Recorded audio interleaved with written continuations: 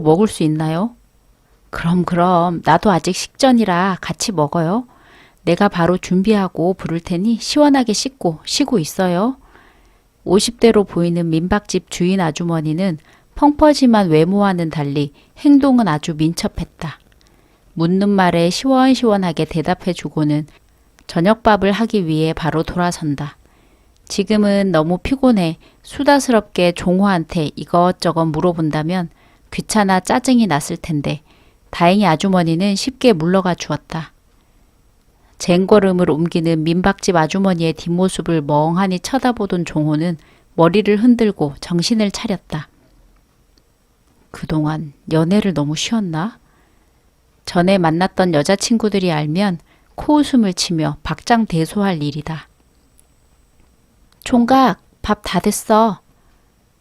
문 밖에서 몇 번을 불러봐도 대답이 없길래 살짝 문을 열어보니 세상 모르게 쓰러져 자고 있었다. 처음 들어올 때부터 자전거를 끌고 비척비척 걸어 들어오는 모습이 곧 쓰러질 것 같기는 했다. 현미는 작은 밥상에다 다시 차린 저녁밥을 방문 앞에 놓았다. 밤중에 자다 깨면 밥 달란 소리도 못하고 배를 고를 게 뻔하니 미리 챙겨 주었다. 작은 방이 아닌데 총각의 우람한 체격에 방이 다 작아 보인다. 힘이 장사겠구만. 현미는 종호의 울퉁불퉁한 팔과 다리의 알통을 보고는 아쉬운 마음을 접고는 조용히 문을 닫았다. 종호는 자전거를 타고 서울에서 부산까지 달렸다. 엉덩이와 다리는 온통 너덜너덜해졌다.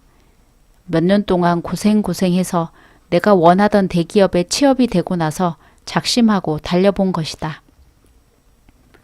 그동안 취업 준비생으로 지내며 남모르게 받았던 스트레스와 압박감이 해방되자 날아갈 듯 했다. 그걸 기념하는 뜻에서 나도 이제는 남부럽지 않게 새 출발하자는 뜻에서 시작한 여행이다. 대학교를 졸업하고 나서도 몇 년 동안 취업이 되지 않아 독립해서 부모님께 용돈 드릴 나이에 부모님한테 얹혀 살면서 용돈 달라고 손을 벌리려니 부모님을 볼 면목도 없었다. 취업한 친구들은 며칠에 한 번씩 술 한잔 하자고 연락이 오는데 아예 그런 전화는 받지 않거나 나가지도 않았다. 회사 업무나 직장 상사 욕을 하는 걸 들어주는 대신 술을 얻어먹는 셈인데 취업된 친구들이 힘들다는 것도 내 입장에서 보기엔 사치라고 생각되고 계속 듣고 있는 것도 고역이었다. 당장 때려칠 것처럼 입에 거품을 물고 얘기하던 친구들도 다음 날이 되면 쓰린 속을 부여잡고 다시 회사에 늦지 않게 출근하기 위해 빨리 들어가야 한다고 했다. 중소기업이라도 취업해 돈을 벌어야 하지 않겠냐는 부모님의 은근한 권유도 힘들었지만 결혼 의사를 내비치던 여자친구가 종호를 더 힘들게 했다. 그러다 결국엔 제풀에 떨어져 나가긴 했지만 지금 생각하면 잘된 일인지도 모른다. 그녀와는 인연이 아니었겠지. 종호는 자신을 믿고 1년을 더 투자한 끝에 원하는 곳으로 취업이 되었다.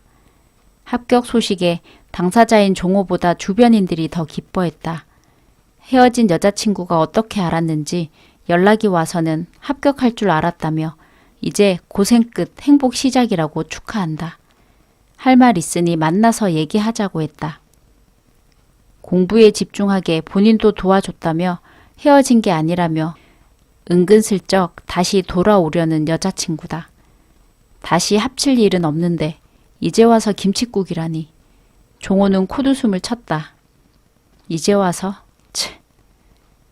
어수선한 분위기에서 종호는 제일 먼저 해보고 싶은 게 남은 일주일을 어떻게 보낼까 생각하다 국토대장정을 해보고 싶었다. 그리고 국토대장정의 마지막 날 부산의 민박집에 도착한 것이다. 다시 서울로 올라가는 길은 올 때처럼 고생하지 않고 편하게 갈 것이다. 이제 내 인생의 고생은 이것으로 끝내고 싶었다. 역시나 다를까 종호는 한밤중에 배가 고파 잠에서 깼다. 불을 켜니 상포가 덮여있는 둥그런 철제 밥상이 보였다. 얼른 열어보니 식어있지만 맛있어 보이는 된장찌개와 제육볶음, 콩나물 무침, 콩자반 등 종호가 좋아하는 음식이 가득 차려져 있다. 한 입씩 먹어보니 주인 아주머니 음식 솜씨가 일품이다. 작은 밥 공기는 개눈 감추듯 먹어치웠다. 반찬은 아직 많이 남았는데 밥이 없으니 너무 아쉬웠다. 다시 자려고 누웠는데 한 번 맛본 뒤로는 아쉬워 잠이 오지 않았다. 밥솥이 주방에 있을 테니 살짝 가서 밥 통째로 가져와서 먹을까? 아니다. 아무리 그래도 그건 예의가 아니다. 혼자 고민하고 있는데 밖에서 인기척이 들린다. 총각, 일어났어? 네, 안 주무셨어요? 아직 10시밖에 안 됐어. 초저녁에 잠들어 벌써 새벽이 다 된 줄 알았는데 이제 10시라니. 밥이 너무 맛있어서 안 그래도 더 먹고 싶어서 누님 주무시고 있는데 어떡하나 고민하던 참이었는데 잘 됐네요.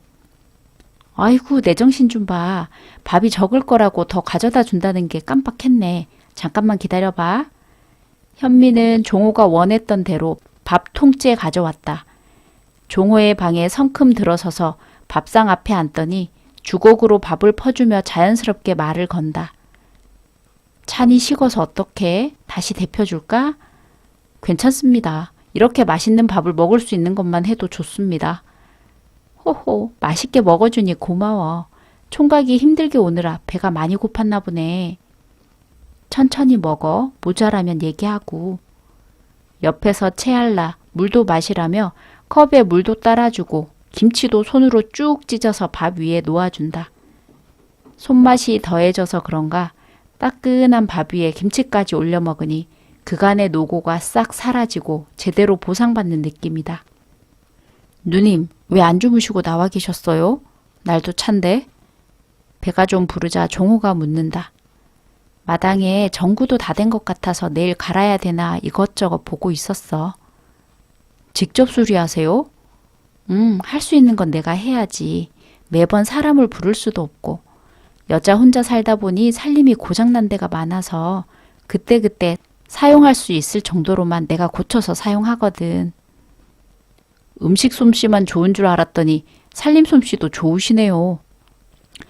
그 정도는 해야지. 혼자 사는데. 현미는 쓸쓸하게 웃으며 대꾸한다.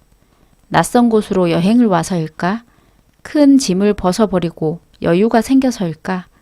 종호는 현미 옆에서 일을 도와주며 여기서 며칠 지낼까 싶은 생각이 든다. 누님, 손님 잘 받으셨네. 제가 또 손만 댔다 하면 뭐든지 살려내는 신의 손 아닙니까? 고쳐야 되거나 갈아야 되는 거 있으면 얘기하세요. 내일 날 밝으면 한번 봐드릴게요. 아이고 됐어. 손님한테 일을 시키면 쓰나. 오늘도 지쳐서 골아 떨어졌던데. 괜히 여기까지 와서 힘 빼지 말고 여기저기 좋은 데 구경하고 푹 쉬었다 가. 지치다뇨. 힘이 빠지다뇨. 잠시 재충전한 거죠. 발끈하며 자기 힘을 과시하는 종호의 태도에 현미는 귀엽다는 표정으로 미소 지었다. 누님, 지금 전혀 안 믿는 표정인데 딱 3시간 뒤에는 저한테 몰라봐서 미안하다고 사과하실 겁니다. 그날부터 일주일 동안 종호는 현미의 민박집에서 남자의 손길이 필요한 곳에 손을 보태며 지냈다. 손볼 데가 많아 낮에는 집 안팎을 다니며 울타리나 마당에 있는 시설을 점검해주고 집에 있는 가전제품도 고장나 방치해 둔 것을 꺼내 하나하나 손봐 주었다. 그러면 현미는 졸졸 쫓아다니며 쫑알쫑알 수다를 떨기도 하고 나사를 건네주거나 필요한 수리 용구를 가져다 주면서 조수 역할을 톡톡히 했다. 낮이면 낮대로, 밤이면 밤대로 둘은 합이 잘 맞았다. 정말 종호는 하루 종일 일을 해도 지칠 줄 몰랐다. 역시 젊음은 좋은 것이다. 덕분에 현미는 호사가 이루 말할 수 없다. 애초에 3일을 머물다 가려던 종호는 하루만 더 미루다 일주일을 같이 보내게 된 것이다. 또 올 거야? 또 올게. 그때는 자전거 말고 멋진 자가용 끌고 와서 같이 드라이브 하자. 종호가 떠나기 전 마지막 날 현미는 종호의 약속을 들으며 잠이 들었다.